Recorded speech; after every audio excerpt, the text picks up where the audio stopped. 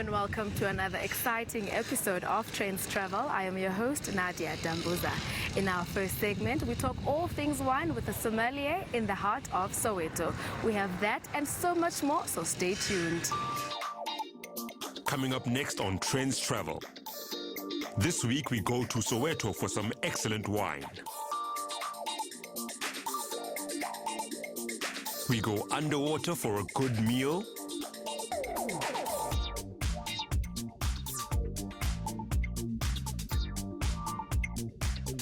We look at the historical Carnival of Venice.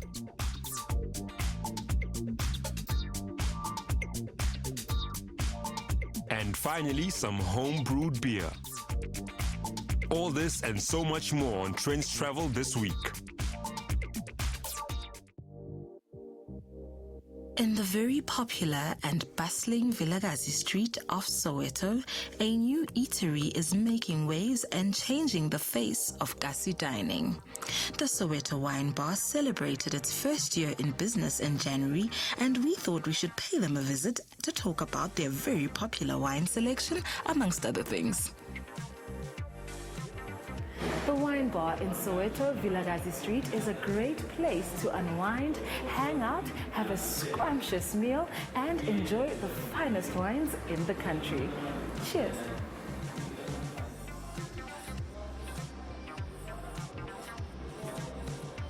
It is the Wine Bar after all, and we couldn't leave without coming to this awesome cellar to get a taste and look at the Wine Bar's awesome wines. Hi Scoop, how are you? Good, thanks, and you? I'm awesome. So I heard you guys have awesome wine, and we're here for you to tell us all about it. Where do you want to start? Okay, you know, as South Africa, we're one of the countries that are recognized as producing the best wines in the world. And apparently in South Africa, we also have got our own grape that is our pride, which is Pinotage. I'm just gonna pick a bottle in random. Okay. This is one of the Pinotages from South Africa. It's the Diesel Pinotage by Beerskloof. Okay. Pinotage is an exclusively South African grape, which was invented by Professor Perold in 1926 by crossbreeding a Pinot Noir or Hermitage. So what made you become, what gave you the inspiration to do this? It was just a love of wine. Okay. It was just a love of wine, and then I started tasting as much wine as I could. And because it's so interesting and so vast, I thought, why not study? Okay. And then in that way, I would have more book knowledge than the palate knowledge. So that's how I became. So we've looked at the Pinotage. It's pronounced Pinotage, right? Yes. So what else would you like to show us? Okay. In the wine bar, we've got a variety of wines. From whites to reds to blends, from easy drinking like your everyday table wines, to more complex and serious wines. And then we've got also a few bubblers and proseccos from Italy. So yeah. You've shown us the red, Yes. The Pinotage. So what else? What is your best seller? Oi, this is so unfair to even say a bestseller because it's such a good selection of good wines. Okay. So everything sells basically almost the same. What kind of people come to the wine bar? It's people that are passionate about wine. It's people that are still learning to drink wine, who want to embrace wine as a whole. Okay. So some people come here, they're not wine drinkers, so we have to teach them how to drink and appreciate wine. So you would start them, you know, I would ask you, for instance, you want to have wine, but you don't know what wine you can have. Yes. So I would first maybe ask you, how do you have your coffee? How many sugars? In that way, I'll be able to determine your palate. Okay, so let's try it as an experiment. I take my coffee with lots of milk and no sugar. Because you take it with no sugar, Yes. that means you are a person that will really enjoy a dry wine, but dry and buttery because of the milk. Oh, okay, I see. And then what would So you suggest? I'd suggest a mellow for you because it's very mellow and buttery, and it wouldn't be a young wine, a wine with a bit of edge. Okay. Yeah. Actually, I think you've got it spot on. I do love Merlot.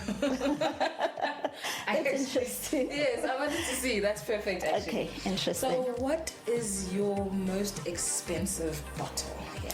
Okay, my most expensive bottle, excluding the vintage wines, Yes. would be a bubbly. Okay. Actually, a champagne, which is the Dom Perignon. Oh, yes. Should I tell you the price? No, you don't have to.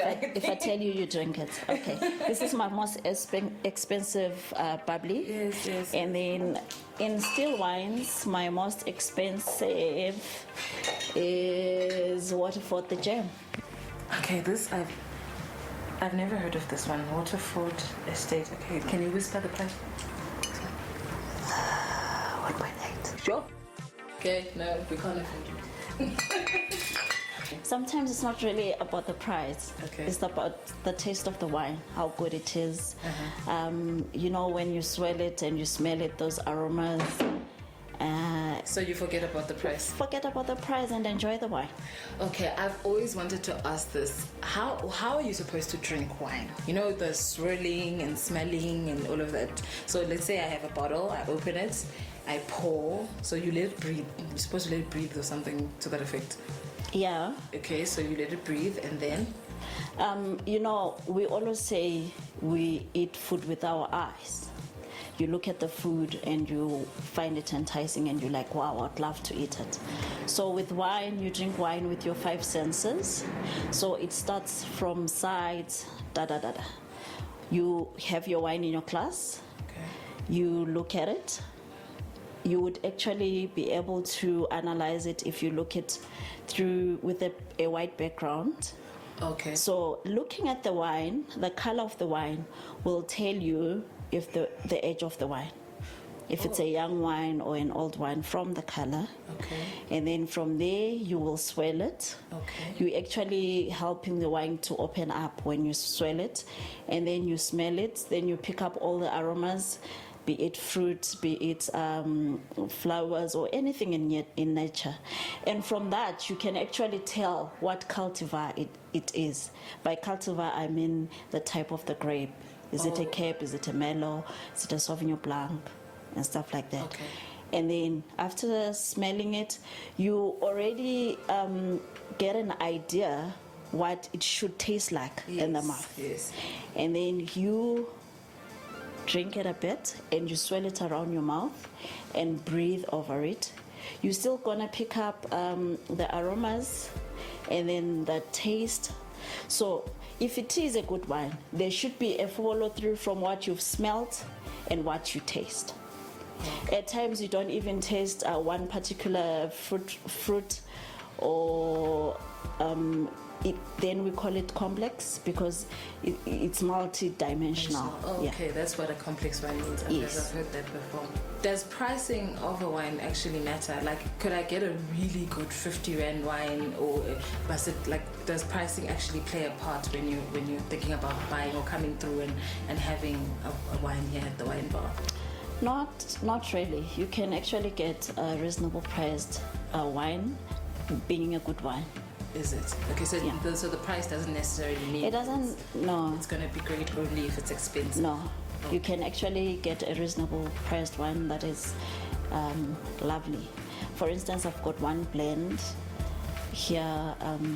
People always love it. Is it? Yeah. Okay, can I see it? Maybe that's Okay, what I'll order when I come through next time. So this is It's one of our hit, work of time. reasonable priced wines. It's a 2009 vintage. Okay. Apparently they came up with the name because they had planned to keep it in the barrels for a certain period of time. Okay. And then when they tasted it, they thought, no, maybe we can keep it a bit further. And then when it was out, they didn't really have a specific name to give it. And then they thought, because it's been kept in the barrels for so long, look at what the work of time has brought out a beautiful, brilliant wine. That's awesome. And it's proudly South African wine. It's proudly South African. That's awesome. Yes. Do you guys do food pairings? Yes, we do food pairings. we've got a signature dish, which is the wine bar tasting plate. On this plate, we've got 3 different meats on 3 different veggie beddings. So we pair it with a wine that complements the meat nicely. We try and change it all the time so that people also get the experience to taste a variety of wines that we keep at the wine bar. But at the moment, because on the tasting plate there's salmon, there is pork belly, and there is filet.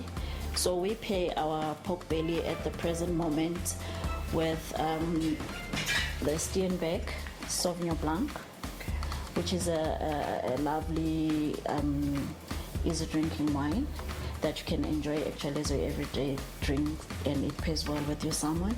And then for the pork belly, because there's always an argument if pork is a white meat or a red meat. Yes. So I decided to play around a bit, and then I paired it with a wine, which is a blend.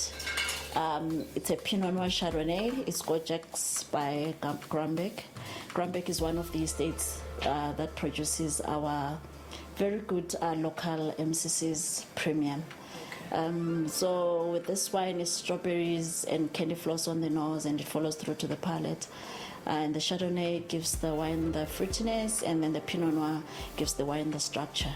Okay. And then the Chardonnay actually cuts nicely through the fat, so you really enjoy it. That's with our pork belly. This is with the pork belly. Yes. And then for our beef fillet, we pair it with a cap. We always say Cape is the king of the red grapes, and you know beef is the king of the red meats. Yes. Yeah, so it's a lovely wine as well, 24 months on wood. Okay. So it's quite a fully bodied complex wine, and we pair it with the softly. How do you pronounce this? Softly. Yeah. Not only do you guys have like awesome food, you also have great wine, and you actually think about your wine when you're creating your menu. Yes. That's awesome. Because you don't want your food and your wine to clash. We want our patrons to come sit, eat and drink and enjoy, and give them that experience. The wine experience, even for people that are not wine drinkers, that are wanting to learn to drink wine. So you start them, some would say, no, I'll never drink a dry wine. Yes. I always want a sweet wine. So you will start them there with the sweet wine, off dry, and gradually. Yes.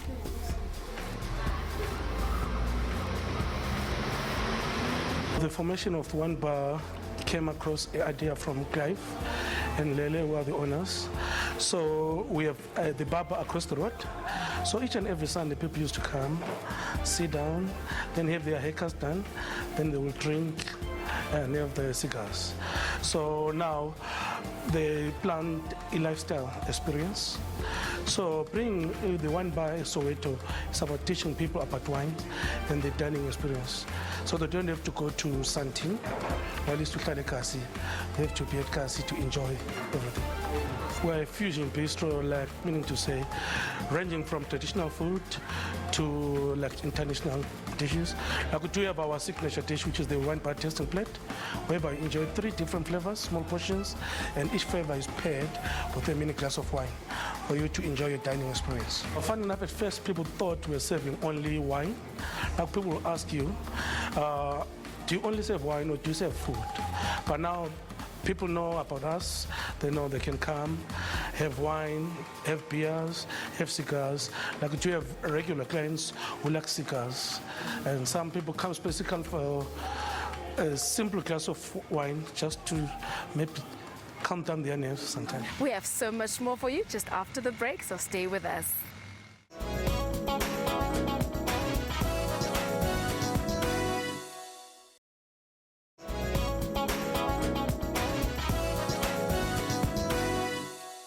Welcome back. We are still celebrating the month of love. In this segment, we look at beautiful flowers, underwater dining, and other things that you can do with your loved ones. As lovers got ready to celebrate Valentine's Day on February 14th, flower producers in Colombia, the world's second biggest flower exporter, were hard at work during the company's busiest season of the year. Employees at this flower plantation in Facatativa picked and packaged roses, a long-time symbol of love and the most popular flower to woo sweethearts with on Valentine's Day. Y este año más que nunca la floricultura colombiana continuamente se está renovando, tratando de ofrecer las mejores variedades, la mejor calidad, y este año la logística ha funcionado bastante bien, de manera que todo el mundo podrá contar con sus flores para esta fecha donde es el producto mejor para poder expresar las emociones. Unlike past years where flower exporters faced a loveless Valentine's Day due to poor crops or when customers worried about a recession to buy roses, this year should prove to leave both parties in good spirits.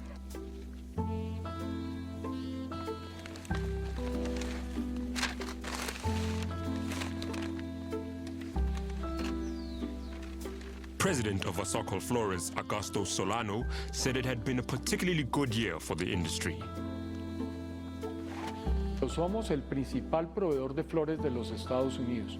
Cerca del 80% del volumen de las flores que importa los Estados Unidos son de Colombia.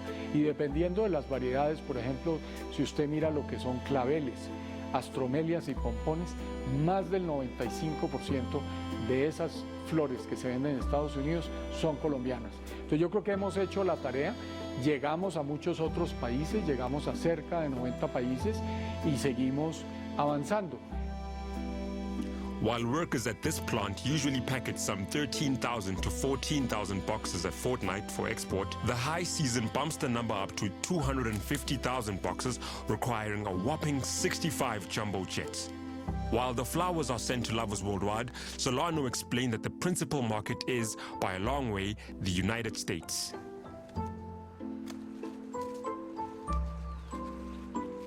Pues la verdad es que todas estas medidas que viene tomando el gobierno del presidente Trump generan inquietud a todos los que hacemos negocios con los Estados Unidos, especialmente en la floricultura, donde mandamos una porción muy importante de nuestra producción. Sin embargo, hasta ahora no hemos visto ninguna señal negativa. The flower connection took off in 1991 when Congress passed a law that eliminated tariffs on goods from Bolivia, Colombia, Ecuador, and Peru. The measure aimed to fight drug trafficking by providing incentives for those countries to create other types of jobs, and the flower industry blossomed as a result.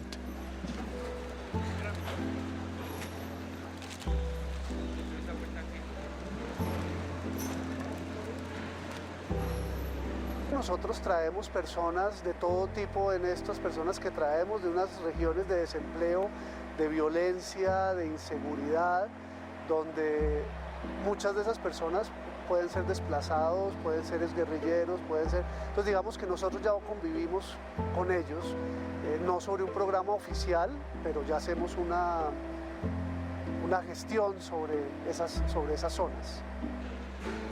Alvaro Camacho, manager at Elite Flowers, said that the majority of the year's profit comes from Cupid's Big Day. In order to respond to this demand, thousands of employees are hired from all around Colombia.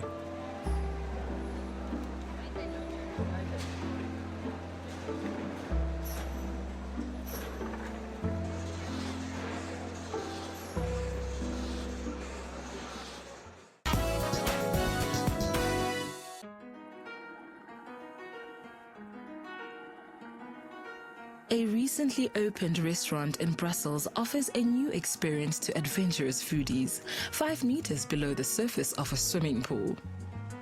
The restaurant, called The Pearl, is installed at the bottom of one of the world's deepest indoor swimming and diving pools and opened at the end of 2016. For €99 per person, customers get a full meal complete with lobster salad, foie gras, and champagne. Diners dive into the deep pool filled with water kept at 33 degrees Celsius to get to their meal in a spherical underwater cabin.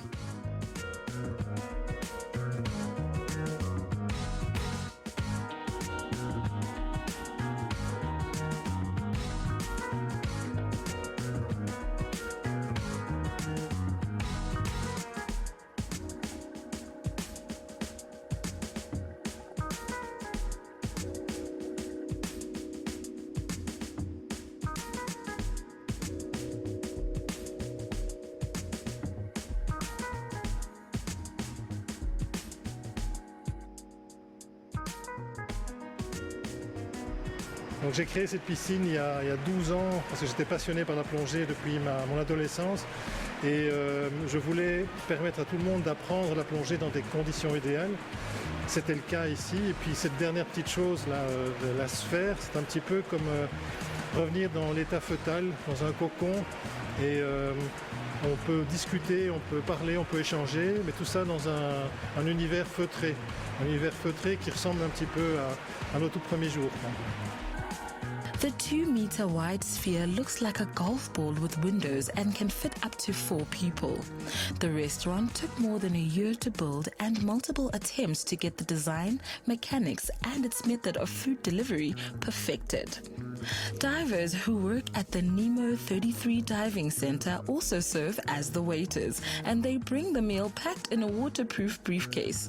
Inside the Pearl, it's dry and supplied with oxygen by Nemo 33. Je pense que ce qui est extraordinaire, c'est le fait d'être sous l'eau. On est tous les deux, on est un couple de poissons et on adore être dans l'eau et je pense que ce qui est très chouette, c'est le côté unique. Voilà, c'est un dîner dont on se souviendra toute notre vie. Customers who have never dived before can take an introductory lesson before their meal. 16 people have eaten at the restaurant since it opened.